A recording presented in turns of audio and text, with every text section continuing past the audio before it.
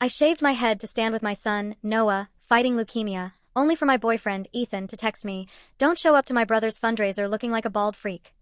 The betrayal cut deeper than the clippers, but when he hacked my finances and tried to take Noah away, I uncovered a chilling truth about the man I trusted. They say trauma bonds people.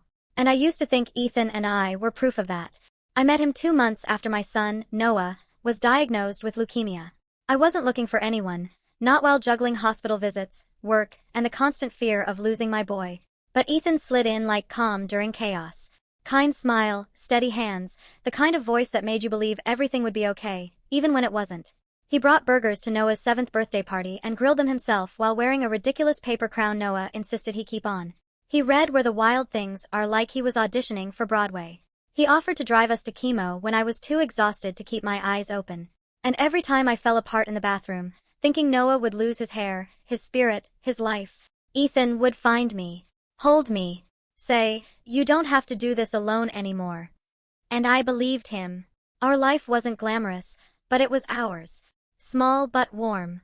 A rented townhouse on the edge of Denver, with superhero stickers on every surface and Noah's drawings tacked onto the fridge. Ethan moved in after 9 months, brought his old record player, some rustic bookshelves, and this awful orange throw blanket I eventually learned to love. He said he wanted to build something with me. Said I made him believe in family again. Sometimes he'd surprise me with flowers. Nothing fancy, gas station tulips, once even a bouquet of wild dandelions Noah picked, but I cherished them. They were signs, I thought, that someone saw me. Not just as a caregiver or a single mom. As a woman. But, of course, it wasn't perfect. There were little comments. Like when I canceled a date night because Noah spiked a fever, and Ethan muttered, "You treat that hospital like it's your boyfriend." Or when I shaved my legs in the kitchen while cooking and he joked, "Multitasking queen, maybe try applying for Nurse of the Month?" I laughed it off. Every time. He was stressed. He worked long hours. Supporting someone with a sick child isn't easy, I told myself. And when I noticed him flinch the first time Noah threw up during a chemo round, I didn't blame him. Not everyone's cut out for that kind of reality. I reassured him, told him I didn't expect him to fix anything. Just be there. He kissed my forehead and said, "Always." We made plans. Talked about buying a house one day. A dog. Maybe moving somewhere quieter, like Fort Collins, where Ethan said the air felt cleaner. He even joked about proposing, once, while helping Noah with a school art project.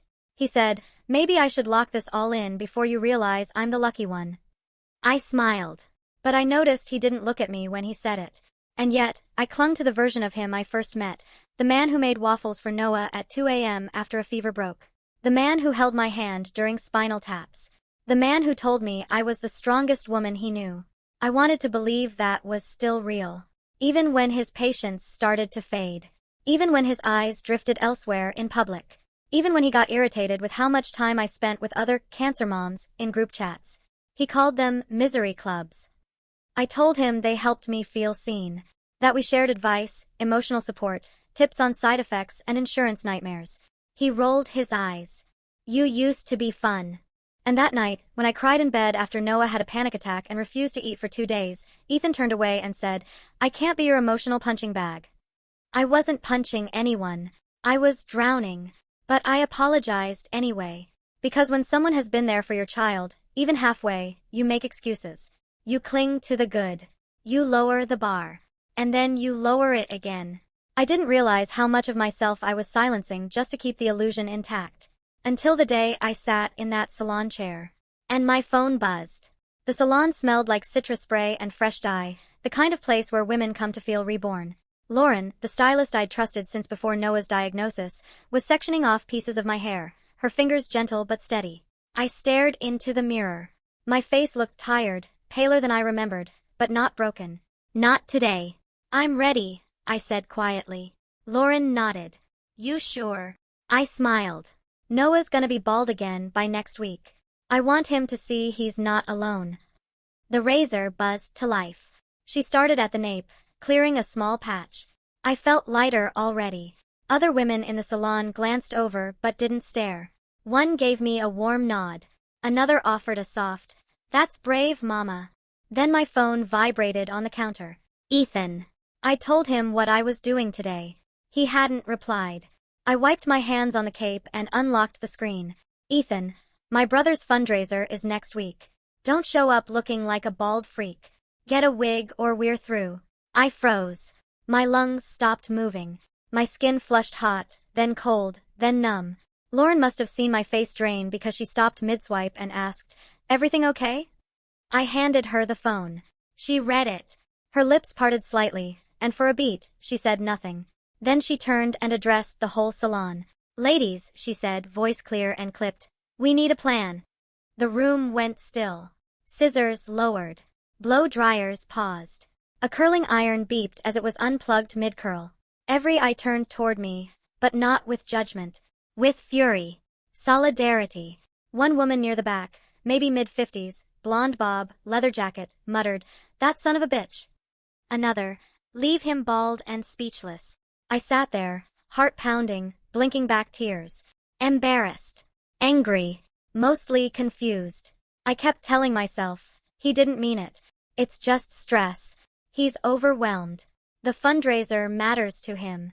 Lauren shut off the clippers and set them down gently. "You want to stop?" she asked, soft again. "We can." "No," I said. My voice surprised even me. "No," I repeated, stronger. "Keep going." "Atta girl," said someone from the corner. The buzz returned.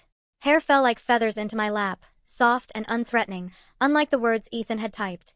Each pass of the clippers felt like shedding more than just hair. It felt like scraping off layers of excuses I'd built for him. He's just tired. He doesn't mean it. He was different before. Lauren moved carefully, but her eyes were fire in the mirror. She was angry for me, and I wasn't used to that. I'd gotten so used to managing my own pain in silence, I forgot what it felt like to be protected. When she finished, she held up a hand mirror. My scalp was bare, smooth, defiant. I expected to feel weak. I felt powerful. The room broke into applause. Not a standing ovation, more like a rebellion. One woman offered to donate scarves. Another, a makeup artist, asked if I wanted a free tutorial on bold eyes. Someone texted me the number of a stylist friend in Boulder who specialized in head wrap fashion. Lauren leaned close and said, "He doesn't deserve to breathe the same air as you." I nodded, trying to keep it together. I think something's wrong." "With him?" she asked. I didn't answer, because I still wasn't sure. Was he just scared of change? Of sickness? Of looking vulnerable by association? Or was this who he truly was? A man who needed me to perform strength on his terms? I drove home in silence. No music. Just the sound of Noah's voice echoing in my head from the day before. "You don't have to shave your hair, Mommy. I'll still know you're brave." That night, I told Ethan I was keeping the look. That it made Noah smile. That it made me feel closer to my son. He replied with a single word, "Pathetic." And that's when something inside me cracked. Not shattered, not yet, but cracked enough to let in light I'd been blocking for far too long. After the salon, Ethan didn't come home that night. No explanation. No apology. Just radio silence. The next morning, I found him in the kitchen making eggs, acting like nothing happened. Like he hadn't called me a bald freak. Like he hadn't embarrassed me in front of strangers. Like I was supposed to just fall in line.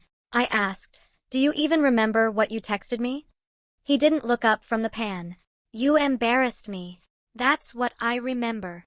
I felt myself blinking in disbelief. It was for Noah. I did it for him. He finally looked at me. "Yeah? Then maybe stop making everything about him. You're obsessed." The word hit like a slap. Obsessed? I gave up everything for my son. My career. My sleep. My savings. My body. I did what mothers do when they're fighting for their child's life. I sacrificed. And now I was being punished for it. He grabbed his plate and walked off. That week, the small cruelties multiplied. He changed the password to our shared Netflix account. When I asked why, he shrugged and said, "You don't need distractions." He called my scarves attention bait and said, "Noah's bald by necessity. You're just being dramatic now." When I tried to reconnect with some of my mom friends from the hospital group, I found they'd stopped replying. At first, I thought they were just busy. But then Lauren forwarded me *TS from their salon's group chat. Turns out Ethan had sent texts pretending to be me. Messages like, Sick of being the pity case. Might just bleach my scalp and go viral. Maybe if your kids were actually cute, they'd get donations too. He made me sound cruel. Jealous. Petty. One of the moms cried when she saw me at a pharmacy and whispered, "How could you say those things?" I tried to explain. She walked away. I confronted Ethan. He smiled, and said, "People are quick to turn on you. Maybe that should tell you something." My stomach twisted. He wasn't just being distant or insecure. He was rewriting my story, cutting me off from every safe place, every soft landing. Even Noah noticed. He clung to me more at night, asking why Ethan didn't watch cartoons with him anymore, why he slammed the door when we laughed too loud. I never had answers, only deflections. One day, I caught Ethan deleting photos off my phone, pictures of me and Noah at the zoo, chemo milestones, even a selfie we took the day he rang the treatment complete bell. "Why would you do that?" I demanded. He shrugged. "You live in the past. I'm cleaning it up." He wasn't just trying to control me, he was trying to erase me. The final straw came one evening when I walked into the living room and found Ethan watching one of those influencer podcasts on mute. He didn't notice me at first. I asked if he wanted dinner. He looked up and said, "Do you ever think about how lucky you are to have me? Like, really think about it." I didn't answer. I could be with anyone. I chose this. You. A woman with baggage, a bald head, and a sick kid. You'd be nothing without me. That night, I didn't sleep. I lay next to Noah, listening to his breath, steady and soft, and realized something terrifying. I had let a man into our lives who didn't just belittle me, he was slowly poisoning everything I was fighting for. I stopped blaming stress. I stopped making excuses. Because this wasn't stress. This was abuse. And it was only getting worse. I was running on fumes. Mentally, emotionally, financially. Noah's medical bills never stopped coming. Insurance danced around coverage, always finding loopholes. Ethan offered less and less help, until all he did was complain about the cost of prescriptions, the energy bills, my mood. Still, I tried to hold the house together. Tried to be the glue. Until the day everything snapped. It started in Lauren's salon again. I'd gone in for a scalp treatment, mostly just to be around someone who didn't look at me like I was broken. The salon had become my safe zone, a place where I didn't have to explain, where women passed silent glances of strength, where no one asked why I looked tired. That day, a woman I hadn't seen before was sitting at the drying station next to me. She looked polished but warm, her laptop open, fingers flying across the keyboard. When Lauren introduced her, "This is Mia, she's one of my long-time clients. Cybersecurity wizard, basically lives inside firewalls." I smiled politely. Mia gave me a long look. "You're Ava, right?" I nodded, cautious. Lauren filled her in quietly, and Mia just tilted her head. "You said your boyfriend was acting weird. You said he changed passwords. Has access to your phone." My chest tightened. "Yeah, why?" Mia tapped the keys. "I'm just gonna say it. Do you want me to check your backups?" I didn't even fully understand what that meant, but I said yes. She handed me her tablet. "Type in your email. Then your old cloud login, if you remember it." I hesitated, then typed. It took her less than 20 minutes. "Your phone's been cloned," she said simply. "What does that even mean?" "It means he's been logging in remotely. He's seen your messages, your camera roll. He has control of your bank app and can access deleted emails." She paused. "And, Ava, I found something." She turned the screen toward me. There it was, a deleted email Ethan had sent from my account to a contact named RJ. It read, "Hey man, wired the rest. Just make sure that social worker files the report like we discussed. I need leverage. She's too wrapped up in the kid to see what's coming." I stared at it, unable to speak. Mia tapped again. "And here's the transfer. He sent $3,000 to someone with ties to Child Protective Services." My stomach dropped. Leverage. He wanted leverage. He was trying to make me look like a negligent mother, to take Noah. I felt like the air had been ked out of the room. My hands trembled so hard I had to set the tablet down. Then Mia added, "That's not even the worst part." She showed me another email. This one from Ethan's own address. A conversation with someone listed only as Z. "Need to move some money quick. Same deal, 5% cut. She's got over 20K in her account, mostly sitting there. She won't notice. Attached, a screenshot asterisk T of my bank balance. Then a withdrawal confirmation for $6,000. He was stealing from me. From Noah's treatment fund. Mia looked at me carefully. Ava, this guy's not just toxic. He's dangerous. And very calculated. I nodded, trying to process everything, but my mind was already racing ahead, to Noah. To the possibility of losing custody because of a lie. To waking up one morning and finding my son gone. To being blamed for neglect I never committed. I couldn't breathe. Lauren walked over and put a hand on my shoulder. We're not gonna let him do this. That night, I printed everything. Mia saved backups to an encrypted drive and gave me a copy. I forwarded the first email, the one about bribing the social worker, to Ethan's older brother, Sam. They hadn't spoken much lately, but Sam was a cancer survivor himself, and he adored Noah. He'd even donated to one of our treatment fundraisers. Within the hour, Sam replied, "Tell me everything. I'll help however I can." That's when Ethan sensed the shift. The next day, he changed the lock screen on my phone and claimed I was going paranoid. He accused me of making up emails, of being brainwashed by your hairdresser and her hacker friends. Then my bank account hit zero. $10,000. Gone overnight. No warning. No explanation. Just an empty balance and a sick feeling I'd been completely gutted. That night, as I held Noah's hand and read his favorite picture book for the 1000th time, I realized I had nothing left to lose, except him. And that I'd rather burn everything down than let Ethan take my son. I didn't sleep the night Ethan drained my account. I just sat at the kitchen table with a cold cup of tea and the glowing screen of Mia's backup drive, watching the proof of my own betrayal on repeat. I had screenshot asterisk TS, bank records, the bribery email, and still, part of me couldn't believe it. Not because I doubted the evidence, but because it shattered every version of love I'd tried to hold on to. By dawn, I knew what I had to do. Fight. Not just for my savings, or my name, for Noah. Lauren opened the salon early just for me. She handed me a notebook as I walked in. "War room," she said. "Let's go." We spread everything out across her manicure station, copies of the emails, bank printouts, timestamps, hacked messages. It felt like something from a movie. Except this was my real life, and the villain had house keys and knew what shampoo I used. Rachel, one of Lauren's longtime clients and a legal aid for a family advocacy nonprofit, showed up next. She brought donuts and legal pads. "This is more than harassment," she said, flipping through the files. "It's cybercrime. Identity theft. Fraud. You've got a solid case." Mia set up a secure drive. "We upload everything here.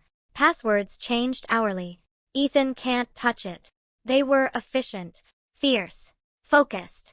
And they weren't just helping me, they believed me. It was the first time in months I felt like I wasn't drowning alone. The goal became clear fast. Expose Ethan. Not just legally, publicly. And we had the perfect opportunity. Sam, Ethan's brother, was organizing a high-profile cancer research fundraiser in Boulder, gala style. Press, donors, influencers. Ethan was scheduled to give a speech about family strength during adversity. The irony made me laugh. Then cry. Then laugh again. He wants an audience? Mia said. Let's give him one. Over the next week, we built our plan like a blueprint. Lauren contacted a local event planner she knew working the fundraiser. She helped us confirm Ethan's time slot and gave us access to the venue's AV system. Rachel drafted an official harassment and fraud complaint with attached evidence, ready to file the moment Ethan retaliated. Mia traced Ethan's financial activity and even found the IP address he'd used to initiate the $10,000 transfer, a dingy bar in 5 Points he used for poker nights. It matched the timestamp on a picture Sam had posted of them together that night. "He thought he was being smart," Mia muttered. "Turns out he's just predictable." We divided roles. Mia would hijack the fundraiser screens at the perfect moment. Rachel would have Denver PD prepped with a complaint. Lauren would stream it to the salon's private support group, dozens of women ready to blow it up online. And me. I'd show up. No wig. No shame. Just truth. The day before the fundraiser, I snuck out late to meet Mia at an all-night diner. We needed one final flash drive with the entire evidence dump, in case everything else failed. I told Ethan I was going to Walgreens. Halfway there, I saw his car behind me. Panic surged through my chest. I texted Mia. "He's following me." She replied instantly. "Come in through the alley. We'll handle it."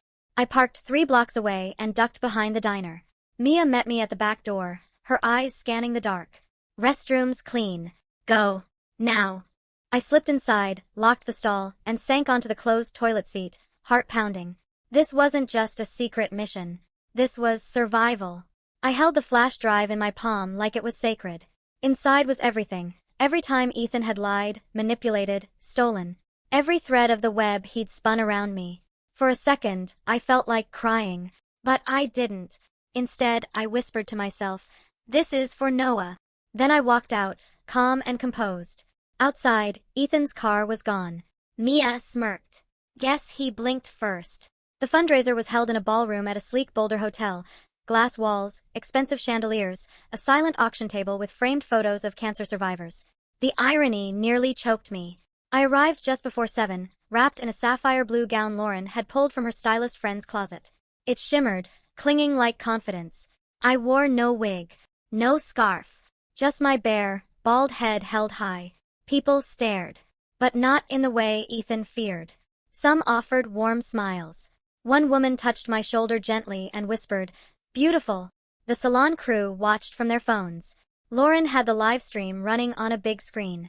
The group chat buzzed. "You got this, Ava." "He's not ready for you. Breathe fire." Mia was already in the AV booth. Rachel waited in the back row, legal documents tucked into her handbag. Sam, Ethan's brother, stood near the podium, looking 10 years older than last week. His eyes met mine. He nodded once. Then Ethan took the stage. He looked polished, charismatic, like he'd never stolen a cent or called me a freak. "Good evening," he began, flashing that same fake smile I once fell for. "Family means everything to me, especially in hard times. My brother's cancer battle taught me." Mia hit play. The ballroom screens blinked black, then flashed to an email. Subject line, "Neglect leverage, confirm bribe." Then, a video montage. Screensh *TS of Ethan's text messages. Bank withdrawals. His message to RJ about the social worker. His sneering selfie with the caption, "She'll never see it coming." The crowd gasped. Someone dropped a wine glass. Ethan froze mid-sentence. "What is this? Turn that off. This is fake. Turn it off." But Mia wasn't done. Next came a security cam clip from the bar's Wi-Fi, time-stamped to the $10,000 transfer. Then a split screen, my drained bank balance, and his poker buy-in receipt. Sam stepped forward, voice trembling but firm. "Is it true?" Ethan ignored him. He spotted me in the aisle. "You," he roared, pointing like I was the villain. "You did this. You vindictive," he lunged. Security moved fast. Too fast for him. 2 guards tackled him to the floor. A third grabbed his wrists and cuffed him. Rachel approached calmly and handed over the file. "This is a formal complaint. Fraud, harassment, identity theft, and attempted custodial interference." Police arrived 10 minutes later. They'd already seen the live stream. The moment Ethan was escorted out, the crowd burst into stunned conversation. Some applauded. Others simply stood, unsure how to process what they'd witnessed. I didn't speak. I didn't need to. Truth had spoken for me. Back in the AV booth, Mia whispered, "Check the chat."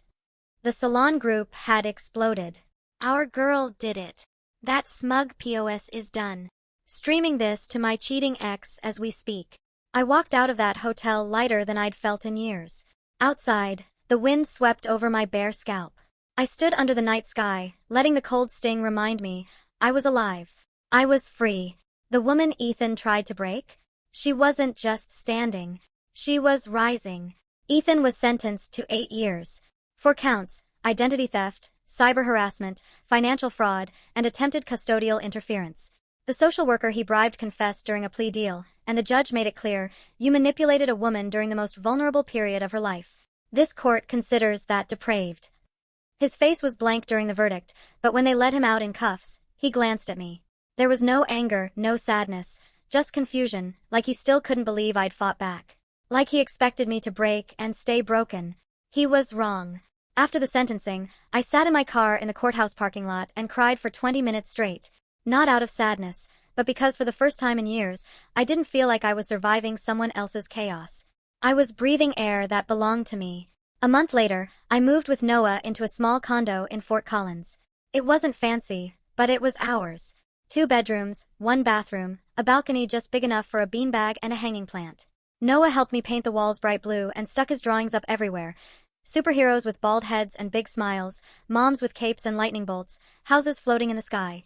His laughter came back like sunlight. His appetite. His jokes. His imagination. The dark circles under his eyes faded, and one morning he looked up at me over cereal and said, "You're not sad anymore." I almost broke down again. We had some help. Sam, Ethan's brother, cut all ties with him and publicly apologized for not seeing the signs. He donated the fundraiser proceeds to a pediatric cancer nonprofit, half in Noah's name. "Your mom," he said at the check handoff, "is one of the fiercest people I've ever met." Lauren and the Salon women remained my anchor. They built a little army of support that grew way beyond Denver. When the fundraiser video leaked online, first through Salon friends, then picked up by a local blog, it went viral. Comments poured in from other women, moms, survivors, professionals, students. "This is why we speak up. This happened to my sister. Thank you for fighting." I was in an emotionally abusive relationship too. "You're not alone." That part when she walked in bald, chills. I got interview requests, podcasts, offers to write for women's magazines. I said no to most. I wasn't ready to relive it again and again. But I agreed to one small podcast run by a local college journalism class. It felt safe. They asked me how I survived. I told them, by remembering who I was before he made me forget. I also told them about Mia. Because after everything, she changed my life twice. Once by saving it, and again by inspiring the next step. I signed up for a cybersecurity fundamentals course online. At first, just to understand how she'd done what she did. But soon it turned into something else, something I wanted to master, not just explore. There's something powerful about learning how to protect yourself in a world that so often wants you vulnerable. I realized, maybe I can help other women, the way Mia helped me. And I wasn't stopping there. Twice a week, I now volunteer at the pediatric hospital in Fort Collins, teaching art classes to kids undergoing treatment. We finger paint. We design comic books. We talk about feelings through color. Sometimes we just sit and draw dinosaurs with laser eyes. Whatever it takes to make the world feel fun again, even inside sterile white walls. The nurses say the kids wait for my classes like they wait for pizza day. That's better than any viral video. I still keep that sapphire blue gown. It hangs in the back of my closet, next to my old chemo support t-shirts and Noah's superhero cape. I don't wear it, but I look at it sometimes, to remind myself who I became the night I walked into that fundraiser. Not just a survivor. Not just a mother. But a woman who refused to be erased. Some days are still hard. I get nightmares. Flashbacks. Sometimes when I see a man glance at my phone screen, my breath catches. But now I know the difference between caution and fear. Between awareness and self-blame. Ethan tried to destroy me quietly. He failed. Because women like me, we don't go quietly. We rebuild loudly. We rise fully. And we drag the truth into the light, no matter how ugly it is. I've started sketching ideas for a new project, an online support hub for single parents escaping emotional abuse. Resources. Stories. Digital security basics. A space where no one has to feel crazy for trusting their gut. I call it Unmask. Because that's what this journey has been. Not about covering pain with wigs or fake smiles. Not about performing stability for someone else's comfort. It's about peeling back every lie, every manipulation, until the truth is raw and sharp and fully ours. Noah asked me once, "Are we gonna be okay now?" I looked him straight in the eye and said, "No, baby. We're not just gonna be okay. We're going to be amazing."